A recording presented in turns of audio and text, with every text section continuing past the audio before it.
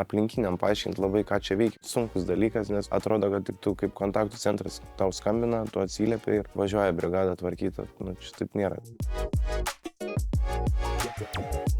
Greitis, atsakomybė ir nežinomybė.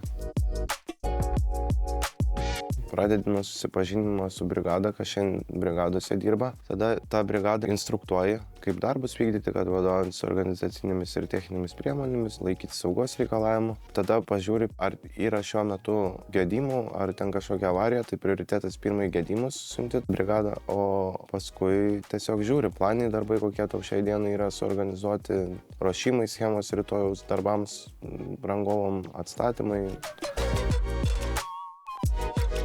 Pradžiui, tai pagal mokymo programą išsilaikyti egzaminus reikėjo. Pradinę kategoriją, vidutinę kategoriją ir aukščiausią kategoriją, kad operatyviniam valdymui galėtum vadovauti. Su brigadom reikėjo dubliuotis. Pradėjus stažuotis su dispečeriu, pamatai, kaip duoda komandas.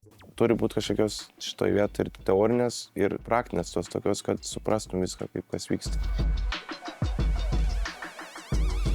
Naktį tokia avarija įvyko, kurios niekad neturėjau per dubliavimus. Audra buvo. Nebuvo jin labai stipri, bet vis tiek vėjau kas pūtė. Tada tai buvo sunku. Tikrai, bet kažkaip brigadas papuolė daug išmanančios, susitvarkė viską. Tuo viskas gerai gavosi ir dabar mintinai aišku, kas kur kaip toj 10 kV linijai.